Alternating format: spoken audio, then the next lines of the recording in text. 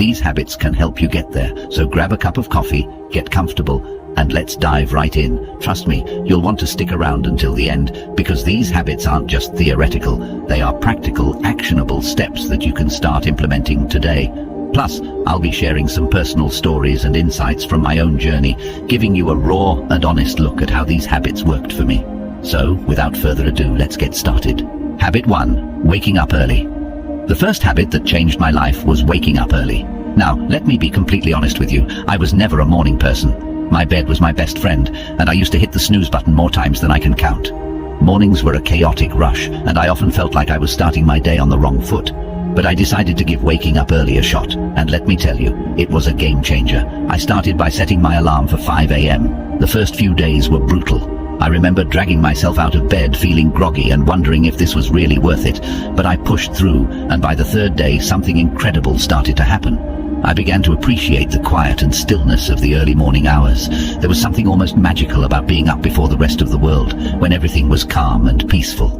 With these extra hours in the morning, I found time for things I never seemed to have time for before. I started my day with a bit of light exercise, nothing too intense, just some stretching or a short jog around the neighborhood. This not only woke me up, but also energized me for the rest of the day. I also spent some time meditating and setting my intentions for the day. These few moments of mindfulness made a huge difference in my overall mindset and productivity. Another surprising benefit of waking up early was that I no longer felt rushed. I had ample time to enjoy a healthy breakfast, sip my coffee slowly, and plan out my day. This unrushed start set a positive tone for the entire day. I was more organized, less stressed, and felt a greater sense of control over my time. One personal experience that stands out was the morning I watched the sunrise from my balcony. It was a simple yet profoundly beautiful moment. As the sky changed colors and the world slowly woke up, I felt a deep sense of gratitude and peace. It was in that moment that I truly understood the power of waking up early. Now, waking up early might not be for everyone, but I encourage you to give it a try, even if it's just for a week. Start with just 15 minutes earlier than your usual wake-up time and gradually increase it. You might be surprised at how much of a positive impact it can have on your life. It's not just about having more hours in the day, but about using those hours to create a more mindful, intentional, and fulfilling start to your day. Habit 2. Daily exercise. Speaking of workouts, daily exercise was habit number 2 that truly transformed my life. Now let me be upfront. I wasn't always the most active person. I used to find every excuse in the book to avoid working out. I'm too tired, I don't have time, or I'll start tomorrow. Sound familiar? But one day I decided enough was enough. I made a commitment to move my body every single day for a week, and the results were incredible. I started small, just 20 minutes a day, mixing it up between yoga, jogging, and strength training.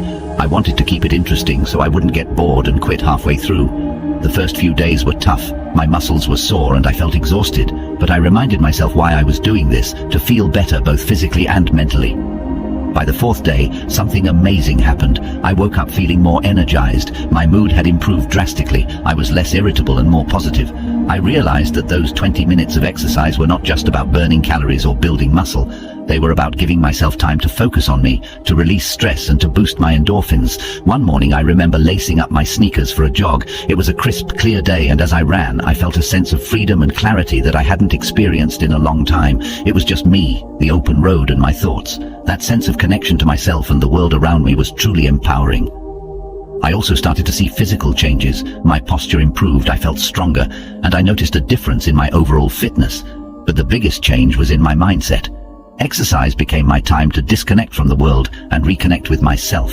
It became a form of self-care rather than a chore. Another personal highlight was trying yoga for the first time.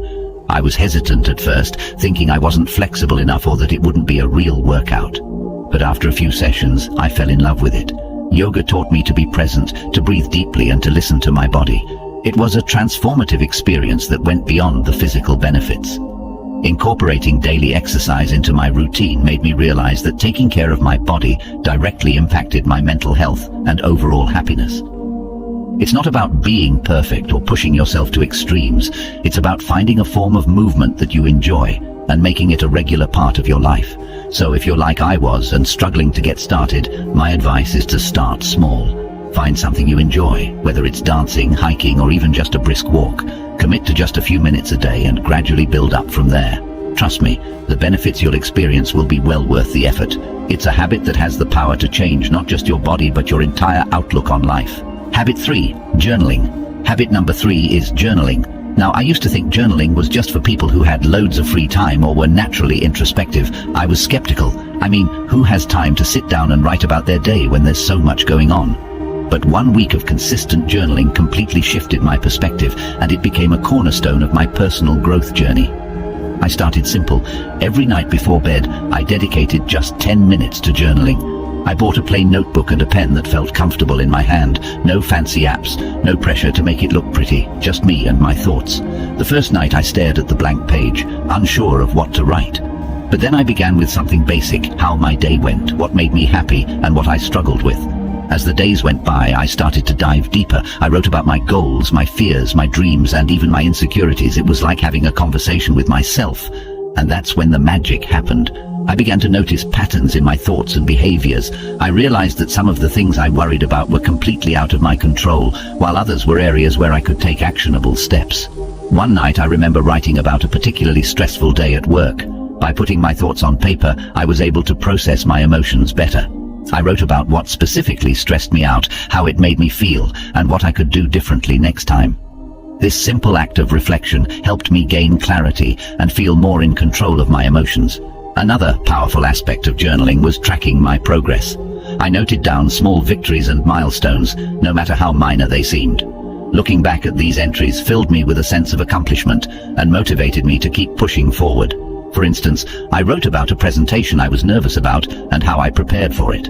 Seeing my preparation process and the positive outcome documented in my journal was incredibly encouraging. I also started a gratitude section in my journal. Every day, I wrote down 3 things I was grateful for. This practice shifted my focus from what was lacking in my life to appreciating what I already had. It was a simple yet profound shift that brought more positivity into my daily life. One particularly memorable entry was about a random act of kindness I experienced. A stranger helped me when I was struggling with my grocery bags. Writing about this act of kindness not only made me feel grateful, but also inspired me to pay it forward. Through journaling, I discovered a lot about myself, my desires, my fears, my strengths, and my weaknesses. It became a form of therapy, a way to untangle the complex web of thoughts and emotions that we all carry around. It provided a safe space where I could be completely honest with myself without fear of judgment. If you've never tried journaling, I highly encourage you to start. Don't worry about writing perfectly or having profound thoughts. Just write whatever comes to mind. It could be a stream of consciousness, a recap of your day, or reflections on a specific event. Give yourself the freedom to express whatever you're feeling. You might be surprised at how much clarity and peace it brings into your life. Remember, it's not about what you write, it's about the process of writing itself. Habit 4. Mindful eating. Next up, mindful eating. This was a big one for me because, like many people, I used to eat on the go, barely paying attention to what or how much I was consuming. My meals were often rushed and distracted affairs, eaten while scrolling through my phone or working on my laptop. I didn't realize how much this was affecting my overall well-being until I decided to give mindful eating a try for 1 week. Mindful eating is all about paying full attention to the experience of eating and drinking, both inside and outside the body. It's about savoring each bite, noticing the flavors, textures, and even the sounds of your food. So, I made a commitment to eat all my meals mindfully. I started by setting the scene for my meals. I cleared my dining table, set a nice place for myself, and removed any distractions. No phone, no TV, no laptop. It felt a bit strange at first to sit quietly with my meal, but it quickly became a calming ritual. I began each meal with a few deep breaths to center myself and bring my focus to the present moment. One of the first things I noticed was how much more I enjoyed my food. I took the time to really taste and appreciate each bite. Foods I had eaten hundreds of times before suddenly had new, delightful flavors and textures that I had never really noticed. For example, the crunch of fresh vegetables and the sweetness of ripe fruit became much more pronounced. It was like experiencing food in high definition. Another major change was how much more satisfied I felt after meals. By eating slowly and mindfully, I gave my body time to signal when it was full. This was a big shift for me, as I used to eat quickly and often ended up overeating. By paying attention to my hunger and fullness cues, I found that I naturally ate less and felt more satisfied. One memorable experience was with a simple bowl of oatmeal. Normally, I would wolf it down without a second thought. But this time I took it slow, savoring the creamy texture and the subtle sweetness of the honey I drizzled on top. It became a moment of gratitude and mindfulness that set a positive tone for the rest of my day.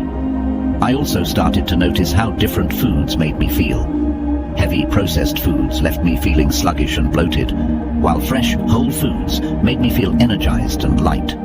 This awareness led me to make healthier choices naturally, without feeling deprived or restricted. Another aspect of mindful eating is being aware of the emotional connections we have with food. I started to recognize when I was eating out of boredom, stress, or emotional comfort, rather than true hunger. This awareness was powerful. Instead of mindlessly snacking, I could address the underlying emotion. Maybe I needed a break, some relaxation, or a chat with a friend, rather than a bag of chips. There was one particular evening when I had a craving for something sweet after dinner. Instead of automatically reaching for dessert, I paused and asked myself if I was truly hungry, or just seeking a reward after a long day. I realized I wasn't actually hungry and opted for a warm cup of herbal tea instead. It was a small victory that highlighted how powerful mindful eating can be. Incorporating mindful eating into my life was a transformative experience. It helped me develop a healthier relationship with food, improved my digestion, and even enhanced my overall sense of well-being. It's a habit that I've continued beyond that initial week, and I can't recommend it enough. If you're interested in trying mindful eating, start with just one meal a day. Sit down without distractions, take a few deep breaths, and savor each bite. Pay attention to the flavors, textures, and how the food makes you feel. You might be surprised at how this simple practice can change your entire eating experience. It's a wonderful way to reconnect with your body and truly appreciate the nourishment that food provides. Habit 5. Limiting screen time. Habit number 5 is limiting screen time. This one was particularly challenging for me, and I suspect it might be for many of you as well. We live in a digital world, and it's so easy to get sucked into endless hours of scrolling through social media, binge-watching shows, or checking emails. But I realized that all this screen time was taking a toll on my mental health, my productivity, and even my sleep. So, I decided to set some boundaries and see what happened. First, I set a daily limit of 1 hour for non-work-related screen time. This meant no mindless scrolling through Instagram, no endless YouTube marathons, and no late-night TV binges. It was tough at first. I had become so accustomed to filling every spare moment with screen time. But I knew I needed to make a change. The first thing I noticed was how much more time I had in my day. I didn't realize how much of my time was being eaten up by screens until I consciously limited it. With those extra hours, I found myself rediscovering old hobbies and interests that I had neglected. I picked up a book I had been meaning to read, started doodling and drawing again, and even tried my hand at cooking new recipes. One evening, instead of watching TV after dinner, I decided to take a walk in the park. The fresh air, the sounds of nature, and the simple act of moving my body felt incredibly rejuvenating. It was a stark contrast to the usual screen-induced lethargy I felt. That walk became a cherished part of my daily routine, something I looked forward to and enjoyed immensely. Another significant change was in my sleep quality. I used to take my phone to bed, scrolling through social media or watching videos until I felt sleepy. But this habit often left me feeling wired and restless, leading to poor sleep. By limiting screen time, especially before bed, I found it much easier to wind down and fall asleep. I started a bedtime routine that didn't involve screens, reading a physical book, meditating, or simply reflecting on my day. This change led to deeper, more restful sleep and made a huge difference in my overall energy levels. I also noticed improvements in my mental health. Without the constant barrage of news updates, social media comparisons, and digital distractions, I felt less anxious and more present. I was more focused during conversations, more attentive to the people around me, and more engaged in my daily activities. It was like a fog had lifted, allowing me to see and experience life more clearly. One particularly memorable day was when I spent an entire afternoon at a local cafe with just a notebook and a pen. I wrote down my thoughts, planned some goals, and even sketched a bit. It was such a peaceful and productive time, free from digital interruptions. I felt more connected to myself and my surroundings in a way that screens had never allowed. Of course, there were moments of temptation and slips along the way, but each time I noticed myself reaching for my phone out of habit, I gently reminded myself of the benefits I was experiencing and redirected my focus to something more fulfilling. Limiting screen time is not about completely eliminating technology from your life. It's about creating a healthier balance and being more intentional with your time.